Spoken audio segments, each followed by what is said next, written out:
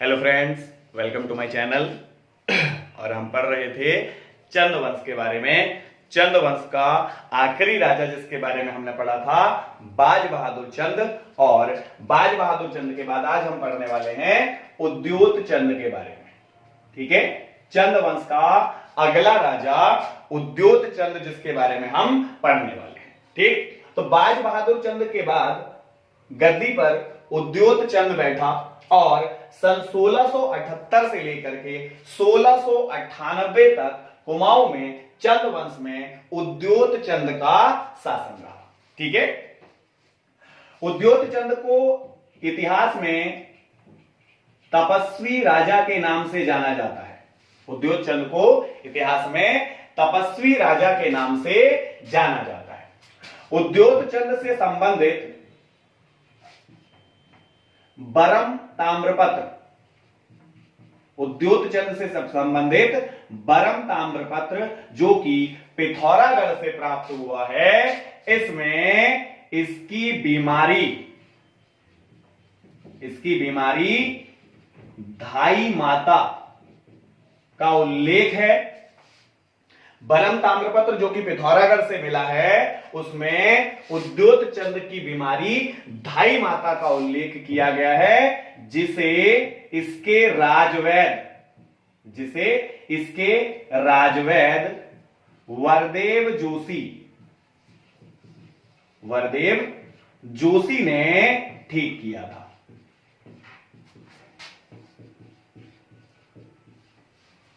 ठीक है, उद्योत चंद चंद वंश का अगला राजा जिसे इतिहास में तपस्वी राजा कहा गया है।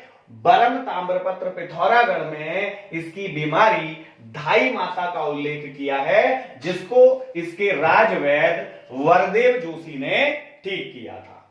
ठीक, इसके अतिरिक्त उद्योत चंद के 3 सेनापति रहे। उद्योत चंद के क्रमशः एक के बाद एक 3 सेनापति बने। तो इसमें इसका पहला सेनापति जिसका नाम था मैसू शाह उद्योत चंद का पहला सेनापति, और इसके बाद हीरू देवबा उद्योत चंद का दूसरा सेनापति बना, और शिरोमणि जोशी उद्योत चंद का तीसरा सेनापति रहा था। तो उद्योत चंद के समय में 3 सेनापति रहे, क्रमशः एक के बाद एक। पहले मैसू शाह उद्योत चंद का सेनापति रहा, फिर हीरू देवबा, और इसके बाद शिरोमणि जोशी अंत में उद्योत चंद का सेनापति रहा था। ठीक, देखिए, सबसे पहले मैसू शाह बधानगढ़ के युद्ध में मारा गया।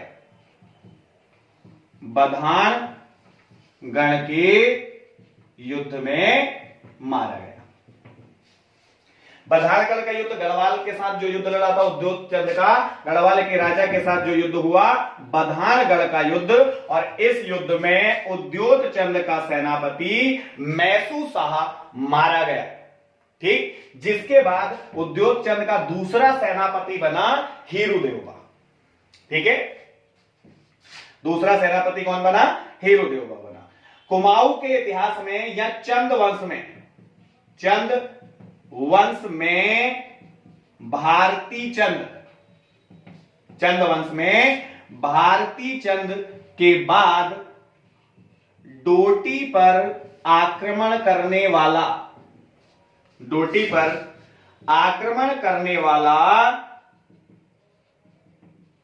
दूसरा राजा उद्योत चंद है। किसके बाद?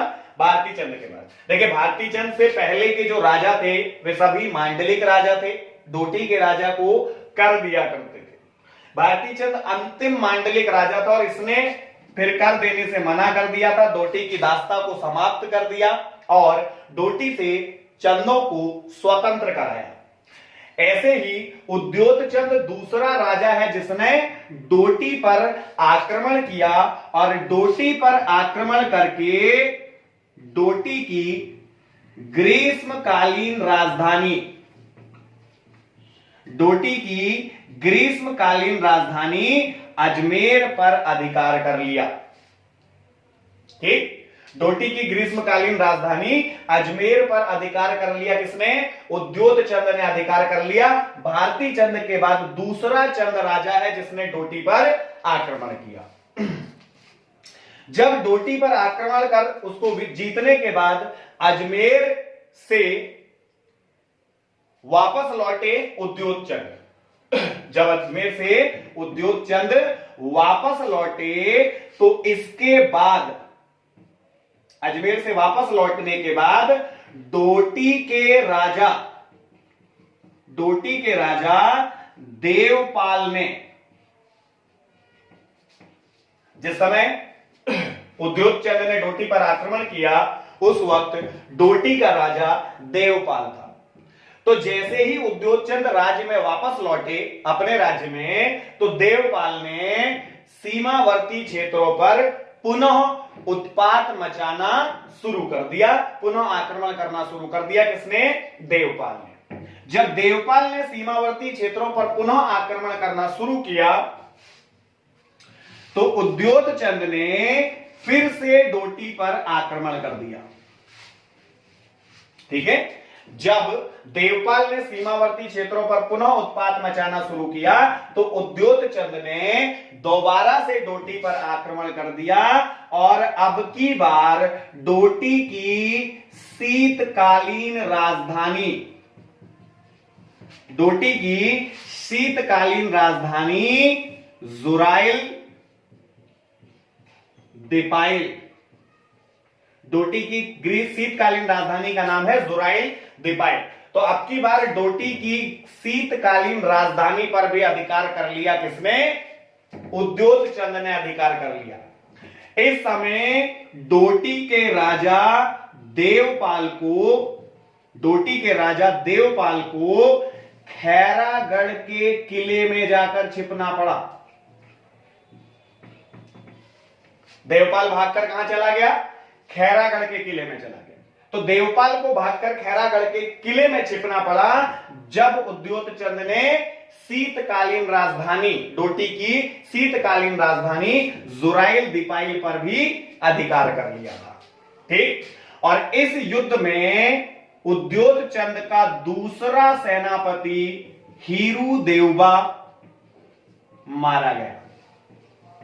इस युद्ध में उद्योत चंद विजयी तो हुए लेकिन उनका सेनापति हीरू देवबा इस युद्ध में मारा गया और डोटी के राजा देवपाल और उद्योत चंद के बीच में संधि हो गई।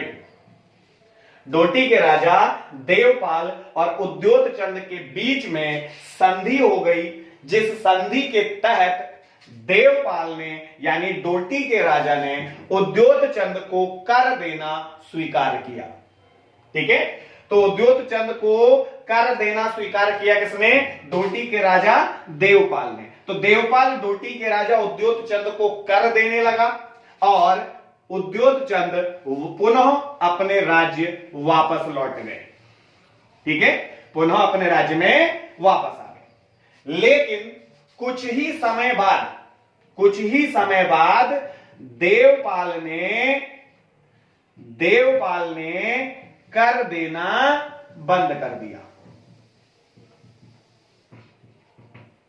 कुछ ही समय बाद देवपाल ने कर देना बंद कर दिया उद्योत चंद को। तब उद्योत चंद ने डोटी पर पुनः तीसरी बार आक्रमण कर रहे हैं डोटी के ऊपर। ठीक, तब उद्योत चंद ने डोटी पर पुनः आक्रमण किया। लेकिन अब की बार उद्योत चंद और उद्योत चंद का तीसरा सेनापति शिरोमणि जोशी था। ठीक है, किस युद्ध में? जब डोटी पर पुनः तीसरी बार आक्रमण कर रहे हैं उद्योत चंद, तो उनका सेनापति है अब की बार कौन? शिरोमणि जोशी। इस युद्ध में डोटी के सेना ने या डोटी ने शिरोमणि जोशी की हत्या कर दी। शिरोमणि जोशी इस आक्रमण में मारा गया और चंदों की सेना, जो चंद सेना थी, चंद सेना भी बुरी तरह पराजित हुई। चंद सेना भी बुरी तरह पराजित हुई किस आक्रमण में? जो तीसरा अभियान डोटी पर चलाया है उद्योत चंद ने। तो सबसे पहले डोटी पर आक्रमण किया उद्योत चंद ने, उसकी ग्रीष्मकालीन राजधानी अजमेर को जीता।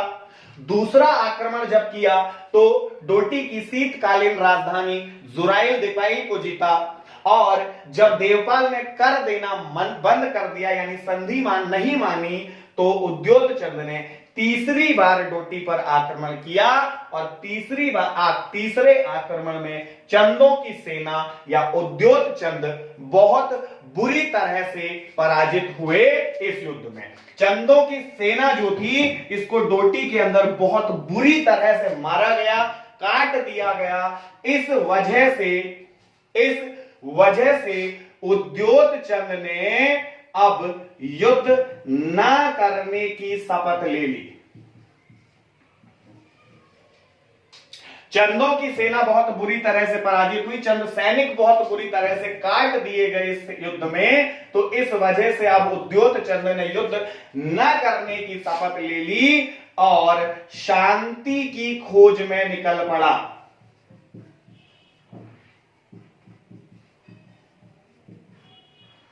ठीक है, उद्योत चंद ने युद्ध न करने की शपथ ले ली और शांति की खोज में निकल पड़ा उद्योत चंद। इसीलिए हमने कहा था इतिहास में इसको क्या कहा गया है? तपस्वी राजा उद्योत चंद को कहा गया है। ठीक है, तो शांति की खोज में निकला। इसके बाद इसने कई निर्माण कार्य कराए, मंदिरों का निर्माण करवाया। ठीक, इसके साथ साथ तल्ला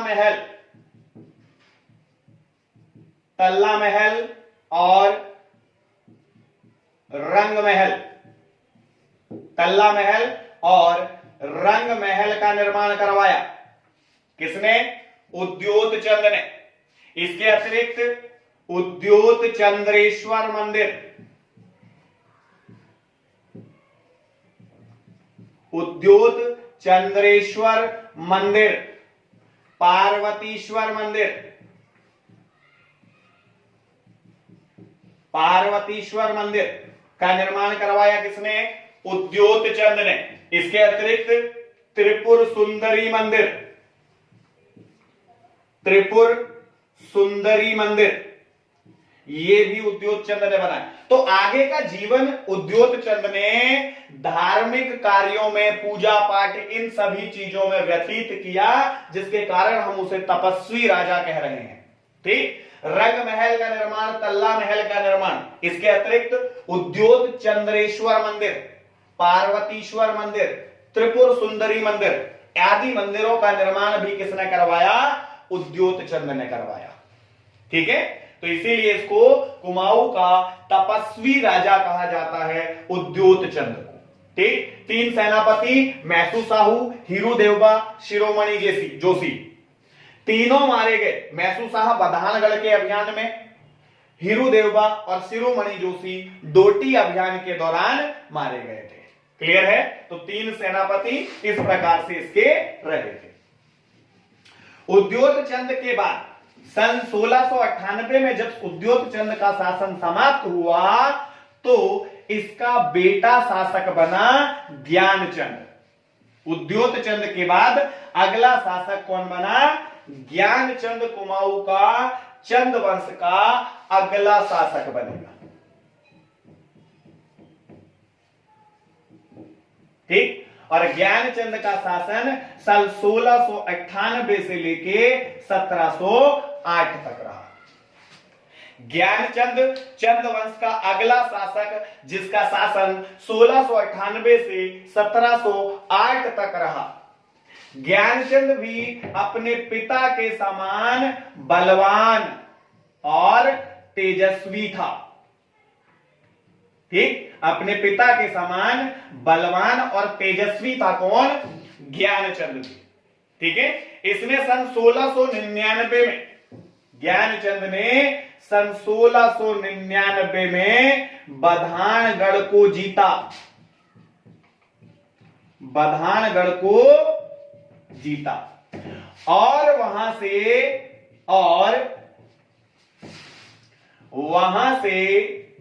नंदा देवी की स्वर्ण प्रतिमा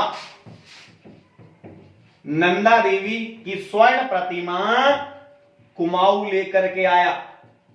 कहां लेके आया? कुमाऊं लेकर के आ गया। बधानगढ़ को जीता सन 1699 में और वहां से नंदा देवी की स्वर्ण प्रतिमा को अल्मोड़ा के नंदा देवी मंदिर में स्थापित किया।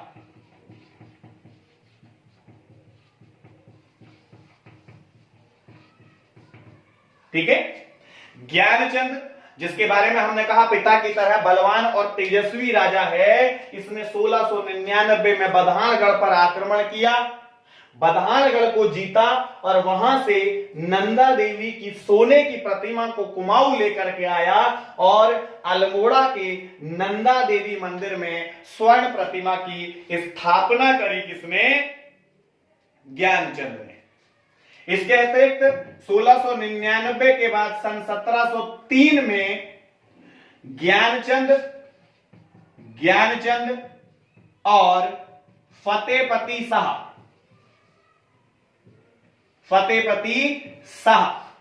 के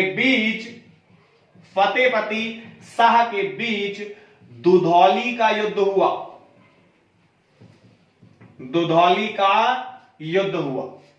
ठीक है। तो ज्ञानचंद और फतेहपति शाह के बीच में सन 1703 में दुधौली का युद्ध हुआ और इसके अतिरिक्त ज्ञानचंद ने डोटी पर भी आक्रमण किया।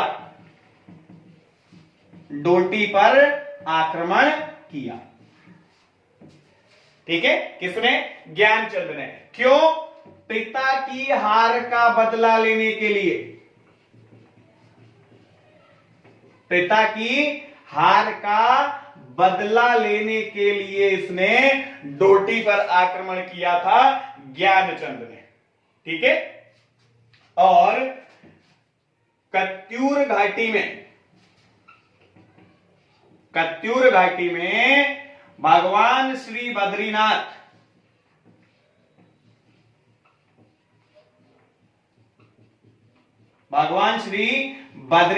का मंदिर भी बनवाया। किसने? ज्ञानचंद ने। तो कत्यूर घाटी में भगवान श्री बद्रीनाथ का मंदिर ज्ञानचंद ने बनवाया था। ज्ञानचंद जो कि 1698 से 1708 तक राजा रहा, बधानगढ़ को इसने जीता, वहां से नंदा देवी की स्वर्ण प्रतिमा को लाकर अल्मोड़ा के नंदा देवी मंदिर में स्थापित किया। 1703 में फतेहपति शाह के साथ दुधौली का युद्ध लड़ा और डोटी पर भी इसने आक्रमण किया अपने पिता की हार का बदला लेने के लिए। इसके अतिरिक्त कत्यूर घाटी में भगवान श्री बद्रीनाथ के मंदिर का निर्माण भी ज्ञानचंद ने करवाया था। ठीक। ज्ञानचंद के बाद कुमाऊं का अगला राजा जगतचंद बनेगा। ज्ञानचंद के बाद कुमाऊं का अगला राजा जगतचंद बनेगा, जिसके शासन को कुमाऊं का स्वर्ण काल कहते हैं। चंदों के इतिहास का स्वर्ण काल इसके शासन को कहते हैं। और जैसे ही जगतचंद का शासन समाप्त होगा तो उसके बाद शुरुआत होती है चंदों के अवनति काल की, यानी कि चंद शासन जो है वो अपनी समाप्ति की ओर अग्रसर हो जाएगा। जगतचंद के बाद अगला राजा देवीचंद जब गद्दी पर बैठेगा। ठीक है। तो देवीचंद के बाद से चंदों की अवनति यानी चंद शासन अपनी समाप्ति की ओर अग्रसर हो जाता है और उसके बाद कुमाऊं में गोरखा शासन की स्थापना हो जाएगी। ठीक है। तो नेक्स्ट क्लास में पढ़ेंगे जगतचंद और कुमाऊं के चंद वंश का अवनति काल। ठीक है। Thank you.